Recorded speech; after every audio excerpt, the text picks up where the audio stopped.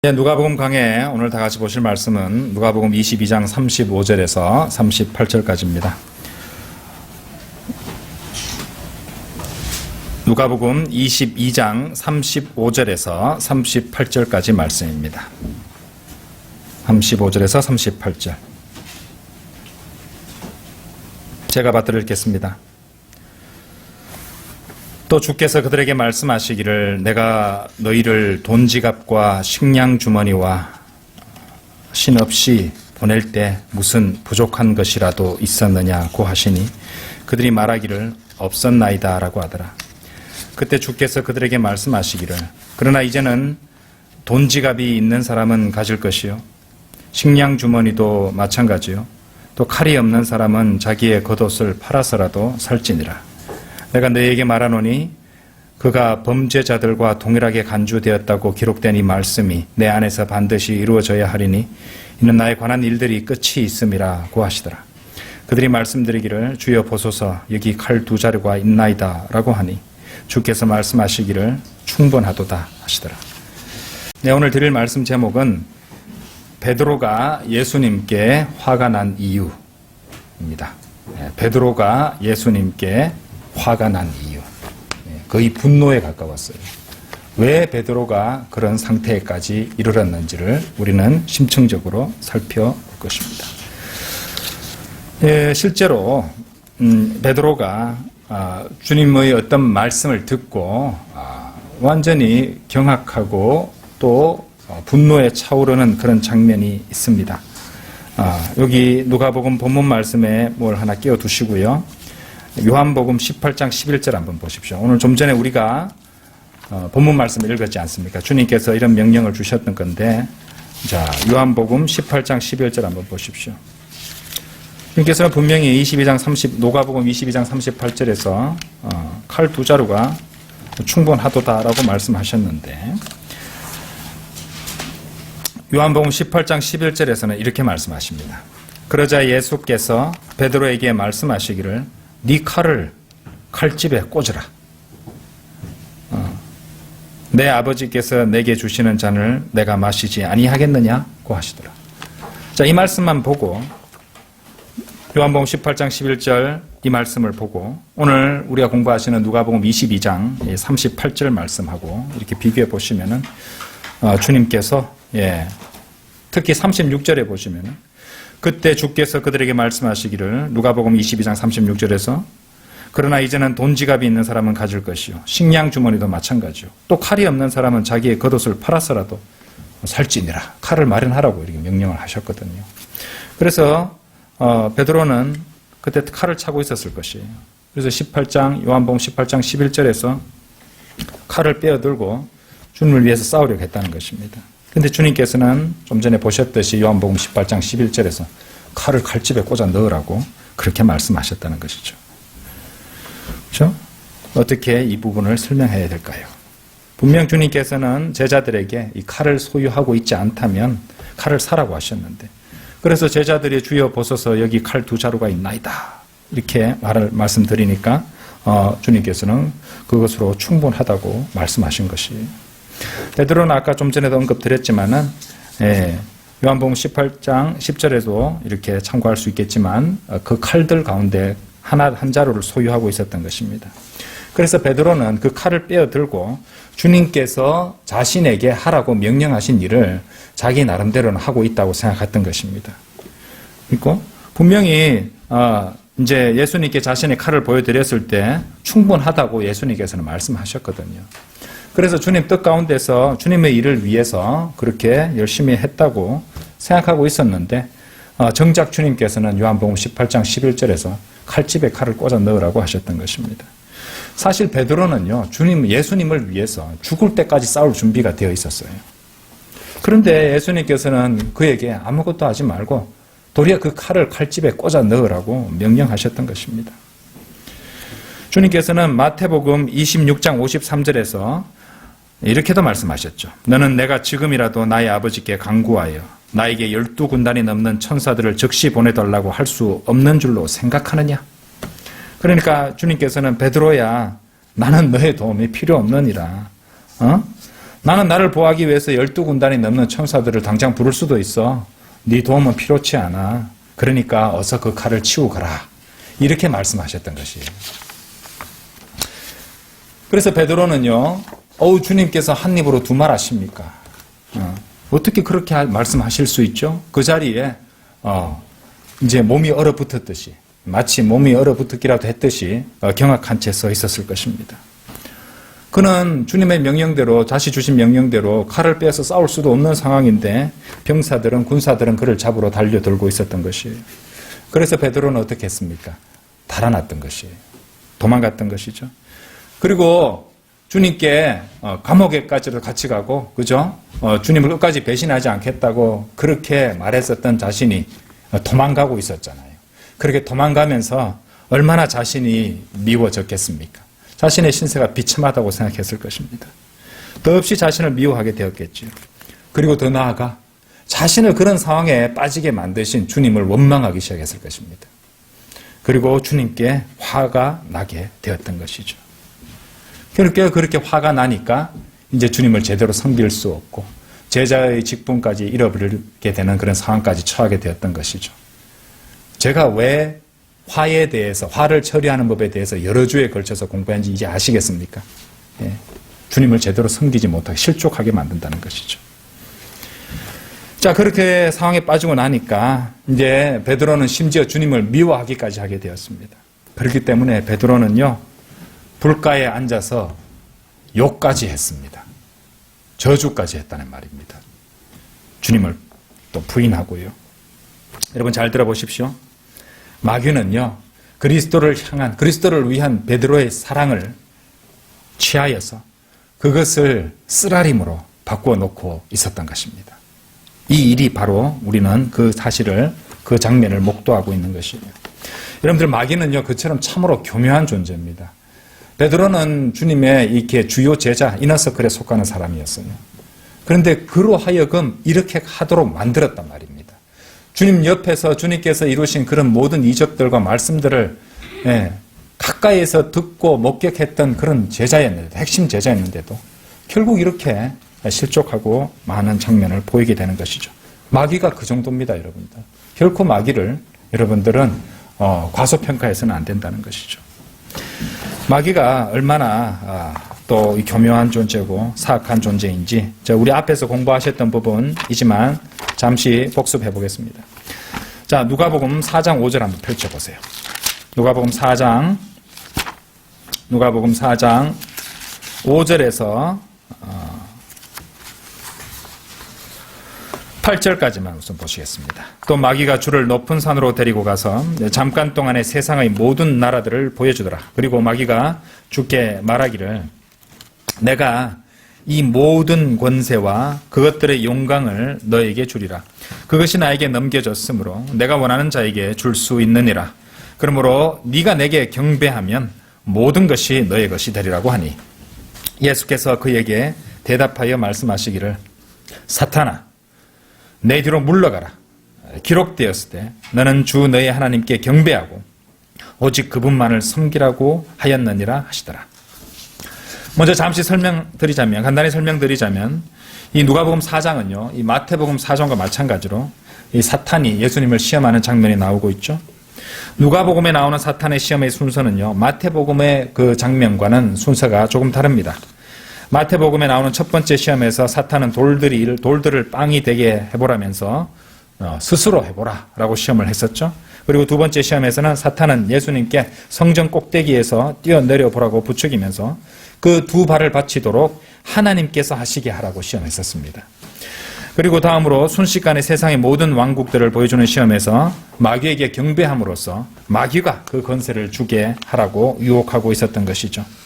다시 말해서 마태복음 4장에서 세 번째이자 방금 읽으신 누가복음 4장에서 두 번째인 이 시험을 이 실제적인 관점에서 본다면은 만일 네가 그것을 하지도 않고 하나님께서 하시게 하려 하지 않으려면 사탄으로 하여금 사탄이 너를 대신해서 그 일을 하게 하라, 이런 유혹을 하고 있었던 것입니다. 마귀는 그렇게 이 교묘한 가문이슬로 이렇게 제안하고 약속했던 것이죠. 나한테 경배하면, 그죠? 예, 내가 이 모든 권세와 그것들의 영광을 너에게 주리라. 이런 식으로 4장 7절에서 네가 내게 경배하면 모든 것이 너의 것이 되리라. 이렇게 말했던 것입니다. 마귀는 이렇게 아주 가문이설로 그럴듯한 제안을 합니다. 인간들에게. 하지만 중요한 것이 핵심이 뭔지 아십니까? 마귀는 결코 약속을 지키지 않습니다, 여러분. 마귀는 결코 약속을 이행하지 않습니다. 모르긴 해도 마귀는 인류 역사상 수많은 권세자들과 왕들과 독재자들에게 이 어둠의 세력을 통해서 많은 것을 제안했을 것이고 또 그런 어떤 여러 가지 일들을 수행하기 위한 능력도 주었을 것이고 인도하기도 했을 것입니다. 그런데 사탄은 결코 예수님께 그렇게 제안했던 것 같이 그 약속을 그런 그 제안에 대한 약속을 이행한 적이 없었습니다. 알렉산더라든지 징기스칸이라든지 히틀러라든지 나폴레옹 같은 그런 자들은 많은 나라를 정복하고 땅을 차지했었지만은 결코 세상 모든 나라의 권세를 쟁취하지는 못했던 것이죠. 결국 허무하게 다 죽임당하고 지옥으로 떨어져 갔던 것입니다. 사실 사탄은요, 주님께 이 누가복음 4장에서 시험할 때 주님께 이제 경배하라. 그러면 내가 이 다 넘겨주겠다라고 말하고 있으면은 이 장차 그리스도께서 이 재림 때 요한계시록 11장 15절에서 받으시게 될 것을 당연히 합당하게 받으시게 될 것을 제안하고 있었던 것이에요. 저번에도 우리가 많이 보셨던 말씀이죠. 요한계시록 11장 15절에서 그 후에 일곱째 천사가 나팔을 보니 하늘에서 큰 음성들이 있어 말하기를 이 세상의 나라들이 우리 주와 그의 그리스도의 왕국들이 되어서 그것이 영원 무궁토로 그분이 영원 무궁토로 통치하시리라고 하더라. 이 말씀에 분명히 주님께서 재림 때 합당하게 받으실 권세들이었습니다. 그런 권능을 갖고 돌아오시는데 그런데 사탄은 예수님께 초림 때잖아요. 그죠? 그 재림 때 그분이 받으시게 되는 그 합당한 권세고 권능이 되는데 지금 사탄은 초림 때 나한테 경배하기만 하면 당장 주겠다고 넘겨주겠다고 제안했던 것입니다. 여기에 여러분들 우리가 지금 오늘 공부하는 사탄의 교묘한 속임수가 담겨 있는 것입니다. 그리고 사탄은 그 속임수를 사용하는 데 있어서 참으로 교묘하고 참으로 능합니다. 마귀가 주님을 시험할 때 마귀는 주님께서 합당한 통치권을 받으실 하나님께서 정하신 합당한 때가 도래하기 전, 그러니까 세상의 모든 권세들과 영광을 받을 수 있게 되기 2000년 이상 전에 마귀에게 경배함으로써 그 모든 것들을 받을 수 있다고 제안하고 유혹하고 있었던 것이죠. 주님께서 응당 그분의 때에 받으실 주님의 것을 가지고서 주님께 경배받기 위한 수단으로서 사용하고 있었던 것입니다. 마귀는요, 그러한 권세를 인간의 죄로 인해서 하나님의 허용하신 뜻 안에서 잠시 동안 넘겨받았음에도 불구하고 주님께서 그것을 받으실 바른 때가 아닌 마귀 자신이 원하는 때에 그것을 주겠다면서 자신에게 경배할 것을 종용하고 있었던 것이죠. 어째서 마귀는 주님을 속여서 주님께로부터 그렇게 경배를 받기를 원했을까요? 왜 그렇게 바라고 있었을까요? 그것은 바로 처음부터 이 사탄의 목적이 지극히 높으신 분처럼 되는 것이었기 때문이었습니다. 이사야서 14장 14절에서 내가 구름들의 높은 곳들 위로 올라가 내가 지극히 높으신 분같이 되리라 하였습니다. 그러니까 마귀는 하나님처럼 되기 위해서 하나님 한 분에게만 속하는 바로 그 경배를 자신이 받고자 했던 것이죠. 예수님께 말입니다. 하지만 주님께서는 말씀으로 그 마귀의 유혹과 시험을 이기셨죠. 그리고 장차 백보자 심판대에서 그러니까 모든 무릎이 꿇고 모든 혀가 예수님을 주로 시인할 그때에 주님께서는 이 불과 유황못에서 고통 가운데 버둥대고 있을 마귀를 불러 올리셔서 그분께 경배하도록 명령하실 것입니다. 그 증거가요, 빌립보서에 나옵니다. 빌립보서 2장 한번 열어보십시오. 빌립보서 2장 10절 11절 보세요. 하늘에 있는 것이나 땅 위에 있는 것이나 땅 아래에 있는 것이나 모든 무릎을 예수의 이름에 꿇게 하시고 모든 혀가 예수 그리스도를 주라 시인하여 하나님 아버지께 영광을 돌리게 하셨느니라. 바로 이 말씀이 장차 있을 일을 또 보여주는 말씀이 된다는 것입니다. 방금 특히 이 말씀에서 땅 아래에 있는 것이나 라고 되어 있죠. 그죠? 땅 위에 있는 것이나 땅 아래에 있는 것이나, 땅 아래가 가리키는 것이 무엇인지 아십니까? 바로 지옥과 불못입니다. 땅 아래에 있는 것은. 그렇죠? 모르긴 해도 그때 주님께서는 사탄에게 이렇게 말씀하실지도 모릅니다. 야, 너 이리 나오너라. 나의 초림 때 네가 나에게 제시했던 그 거래를 기억하느냐? 네가 제안하던 것을 내가 지금 갖고 있느니라. 너 없이도 말이다. 그러니 당장 무릎을 꿇어라. 그리고 엎드려져서 죽은 듯이 있다가 저 불못으로 곧장 들어가도록 하라. 이렇게 말씀하실 것입니다. 여러분, 제가 이 말씀을 복습을 하면서 이것을 설명드린 이유를 아시겠습니까? 마귀가 예수님께 유혹하려고 할 때 마귀가 어떻게 예수님을 회유하고 유혹하고 있었습니까? 타이밍을 가지고 제때에 아닌 것을 갖다가 그러니까 재림 때 취하실 것을 초림 때 취하라고 타이밍을 가지고 그 때를 가지고 속이려고 했던 것입니다. 우리는 그 점을 결코 잊어서는 안 될 것입니다. 아무리 선하고 아무리 성경적인 일이라도 그것이 하나님께서 정하신 때에 할 일이 아니라면 그것은 아무리 선하게 보낸 일이라 할지라도 마귀적인 일이 되고 맙니다. 생각해 보십시오. 우리는 세대주의 교리에 따라서 성경을 그 대상과 이 시대에 따라 올바로 나누어 올바로 이해하고 올바로 적용하죠. 그런데 이런 진리에 무지한 많은 목사들과 학자들과 신자들은 모든 것을 섞어버리고 뒤죽박죽으로 만들어서 성경을 엉망으로 이해하고 적용하려 듭니다. 그래서 믿음만으로 구원받는 이 은혜 시대의 은혜 복음을 구약적 상황에 적용되는 행위를 포함한 행위 구원으로 바꾸어서 수많은 사람들로 하여금 지옥에 떨어지도록 만들고 있는 겁니다. 따지고 보면 그것도 타이밍을 가지고 속이는 것입니다. 그렇지 않습니까? 우리가 지금 지난주에도 우리 성경 공부할 때 구약의 구원과 신약의 구원에 대해서 자세히 설명을 드렸습니다. 지금 우리 은혜 복음 시대고 믿음만으로 구원받는 시고 한 번 받은 구원이 영원히 보장되는 이 은혜 복음의 이제 그 시대에 이 교회 시대에 구약에서 그렇죠? 그 믿음이 행위가 수반되어야 되는 그런 믿음과 또 행위가 결합해서 그렇게 수반되어야 되는 그 시대에 행위가 또 없으면은 구원도 상실되어 버리는 그런 시대에 그 구원 교리를 지금 이 은혜 시대에 적용해 버린다면 누가 구원을 받을 수 있겠습니까? 그냥 지옥으로 하는 교리가 돼 버린단 말이죠. 과도기적 서적에 대해서 말씀드렸죠. 마태복음은 구약에서 신약으로 넘어가는 과도기적 서적입니다.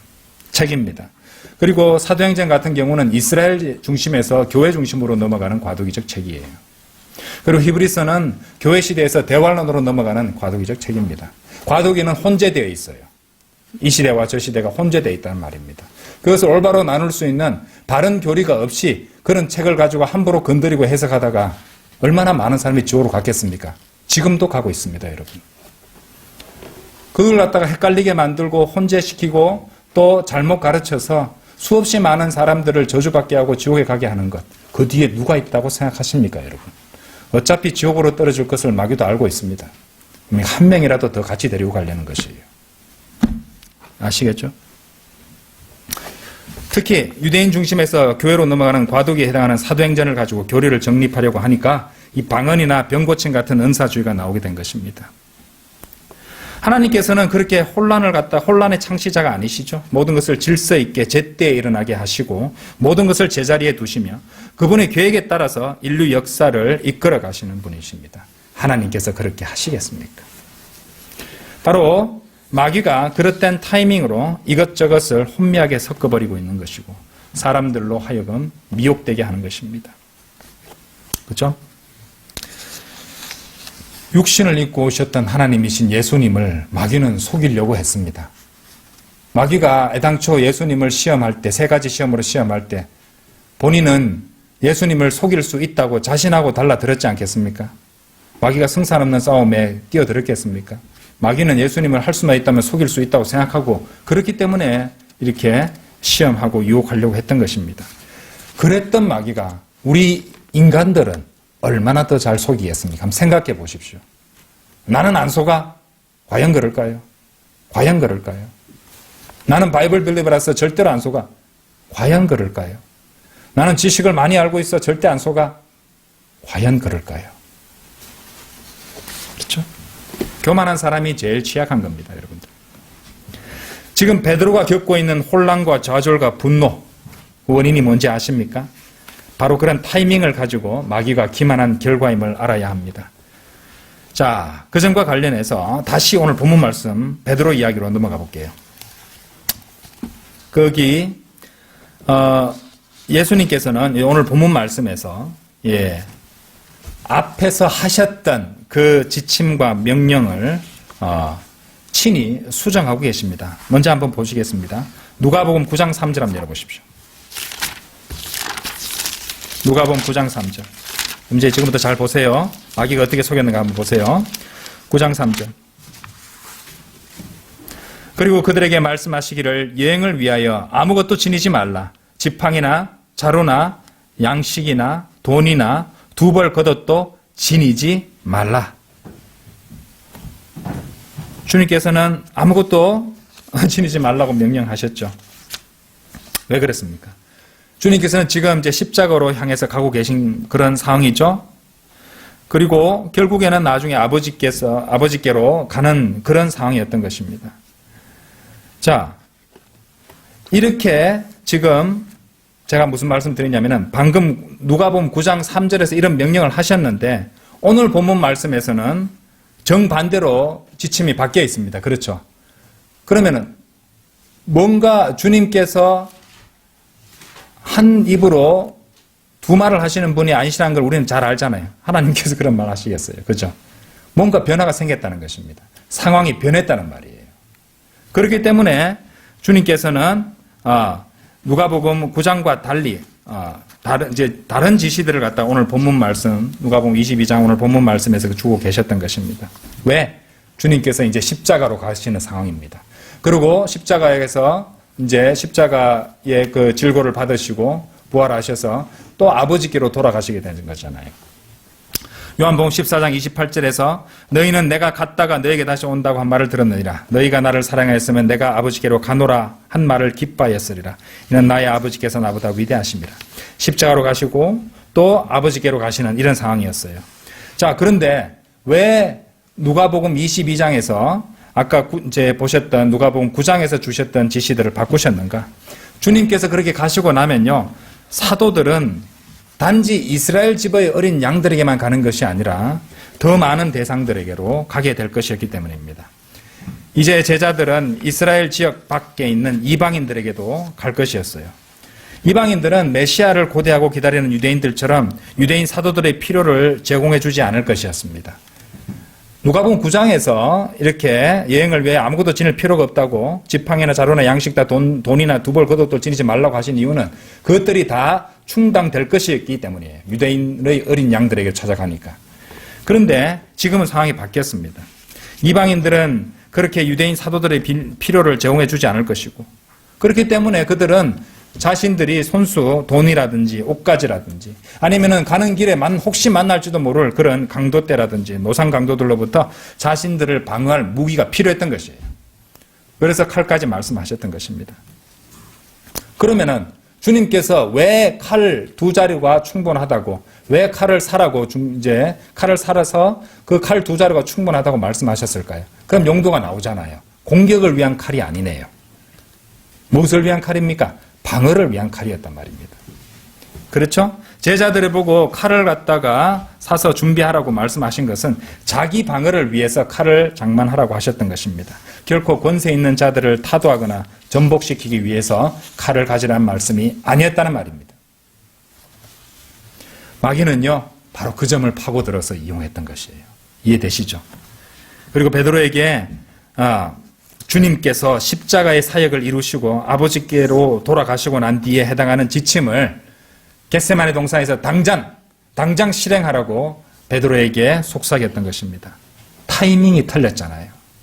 주님께서 십자가의 그 질고를 겪으시고 하나님의 저주의 잔을 받으시고 또 죽으셨다가 장자의 사흘 만에 부활하시고 나중에 하나님 아버지께로 돌아가시고 난 이후에 해야 될 그 지침들을 당장 너는 지금 주님이 계시는데 칼을 차고 있으면서 아무것도 안 할 거냐? 저들을 무찔러라.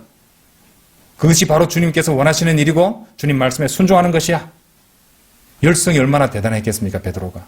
베드로는요, 아주 열성 있는 사람이었어요. 예, 두려움이 없습니다. 어찌 보면 무대뽀예요. 그래서 그때 타이밍이 아닌 다른 타이밍의 것을 당장 실행하도록 만들 것입니다.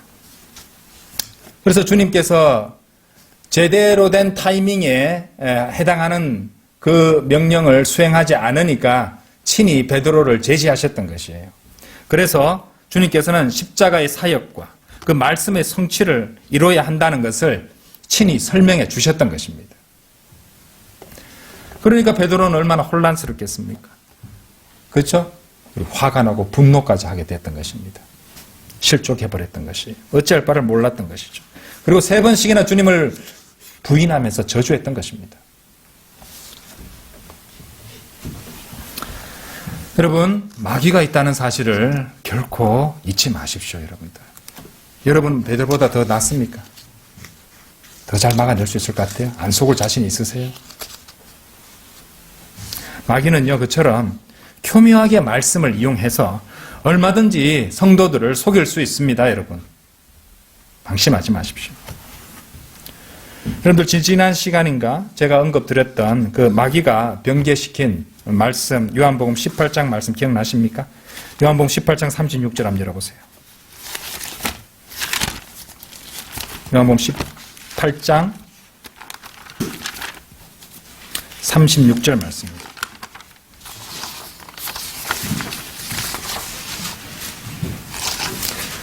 예수께서 대답하시기를 나의 왕국은 이 세상에 속한 것이 아니니라. 만일 나의 왕국이 이 세상에 속한 것이라면 내 부하들이 싸워서 나를 유대인들에게 넘어가지 않게 하였을 것이라. 그러나 지금은 나의 왕국이 여기에 속한 것이 아니니라고 하시더라. 이 세상의 모든 권세를 다 취하고 싶은 마귀가 변개시킨 성경들은요, 다 하나같이 이 말씀에서, 이 요한복음 18장 36절 이 말씀에서 지금은 이라는 단어를 다 삭제해버렸어요. 이것도 타이밍을 가지고 변개를 한 거죠. 그러니까 이거는 타이밍을 갖다 바꾸거나 속이는 것에서 더 나아가 타이밍을 없애버렸습니다. 그렇죠. 예. 시간 개념, 시간을 나타내는 말씀 자체를 제거해버린 경우입니다. 지금은 이라는 이 말씀에, 주님의 말씀을 제거해버리면요, 주님께서는 이 물리적인 지상의 이 실제적 왕국에 대한 어떠한 권능도 없는 것이 되어버리는 것이죠. 놀랍죠? 여기서도 마귀는 교묘하게 타이밍을 가지고 인간들을 속이려 한 것입니다. 그래서 지상의 왕국 건설자들이 하나님 없이 그들의 권세를 가지고 그들만의 유토피아를 건설할 수 있도록 성경을 변개시킨 것입니다. 하지만 지금은 이라는 이 말씀이 그대로 보존되어 있는 킹제임스 성경의 본문이 의미하는 바는 흔들림 없이 분명하죠. 초림 당시는 주님의 말씀대로 그리스도의 왕국이 지상에 속한 것이 아니었지만, 아까 보셨던 요한계시록, 아까 제가 말씀드렸던 요한계시록 11장 15절처럼 주님의 재림 때는 주님께서 이 실제적으로, 물리적으로 이 땅의 모든 왕국을 다스리시게 된다는 것입니다. 성령님께서 지혜를 주시고 조명을 주시지 않는다면, 그리고 성경을 읽고 바르게 나누어 공부하지 않는다면 누구라도 마귀의 속임수에 속아서 넘어갈 수밖에 없는 것입니다. 베드로가 예수님께 화가 나고 분노하여 실족하게 된 것도 우리가 봤잖아요. 체질이잖아요. 마귀의 체질. 그죠? 예. 베드로는 결국 마귀의 그런 교묘한 속임수에 속아 넘어간 것입니다. 베드로에게 열성이 없었습니까? 주님을 사랑하는 사랑이 없었습니까? 다 있었습니다. 그럼에도 불구하고 마귀는 그렇게 베드로를 속였던 것입니다. 마귀는요, 백그만 목사 이런 말씀하셨어요. 어느 한 시점에 중요한 일 2가지는 있을 수 없는 거예요. 어떤 한 시점에 해야 될 중요한 일은 한 가지입니다. 뭐든지. 그래서 근데 우리가 주님의 인도를, 성령님의 인도를 제대로 받지 못하고 이 세상에 젖어 살거나 죄 때문에 또 우리의 어떤 영안이 어두워지거나 또 주님과의 관계가 온전치 않아서 주님의 인도하심을 제대로 받지 못하게 되면요, 이렇게 되는 것이에요. 자, 마귀는 종교지기라 했잖아요. 그러니까 가족들을 돌보고 있어야 되는 그런 타이밍에 거리 설교를 하러 가게 만듭니다. 이해되십니까? 기도를 해야 되는 시점에 성경을 읽게 만듭니다. 아시겠어요? 기도하는 것과 성경 읽는 일이 뭐가 문제입니까? 그렇죠? 근데 기도해야 될 그 시점에 마귀는 기도하지 않고 성경을 읽게 만들 수 있다니까요. 아시겠어요? 마귀는 그만큼 교묘한 것입니다. 우리는 이런 베드로의 모습에서 우리 교훈을 얻어야 되죠? 타산지석, 반면교사, 이 교훈을 배울 수 있어야 한다는 것입니다.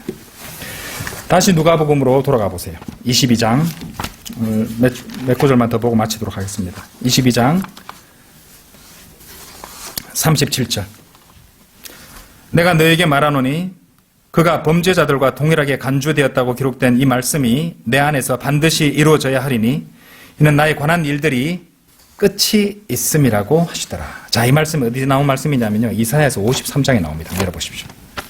이사야서 53장 12절을 인용한 말씀이에요. 주님께서 인용하셨죠. 그죠? 이사야서 53장 12절. 마치 설교자들이 설교하듯이 성경 구절을 가지고 말씀하시는 거잖아요. 53장 12절. 그러므로 내가 위대한 자와 더불어 한 몫을 그에게 나누어 줄 것이며 그가 강한 자들과 더불어 털치물을 나눌 것이니 이는 그가 자기의 혼을 부어 죽음에 이르게 하였으며 또 그는 범죄자들과 더불어 헤아림을 받았으나 그가 많은 사람들의 죄를 지며 범죄자들을 위하여 중보를 하였습니다. 말씀 나오죠? 그래서 범죄자들과 더불어 헤아림을 받았으나 누가복음 22장 37절에서 그가 범죄자들과 동일하게 간주되었다고 기록된 이 말씀이 내 안에서 반드시 이루어져야 하리니 그렇게 구약의 말씀을 인용하고 계셨던 것입니다. 이는 나에 관한 일들이 끝이 있음이라고 하시더라. 자, 여기서 누가복음 22장 37절에 나에 관한 일들이 끝이 있음이라 할 때 이 끝이 의미하는 바가 무엇일까요? 끝의 의미가 무엇일까요? 37절에 끝이 있음이라. 이 끝은요, 바로 그리스도의 재림에 대한 구약의 예언들의 성취와 완수를 말씀하시는 것이었어요. 여기서 나에 관한 일들이 끝이 있습니다. 다 이루어진다는 뜻입니다. 모두 성취된다는 구약의 예언들이 다 성취되고 완수된다는 것을 의미하는 것입니다. 잘 아시겠죠? 오늘 여기까지 보시겠습니다.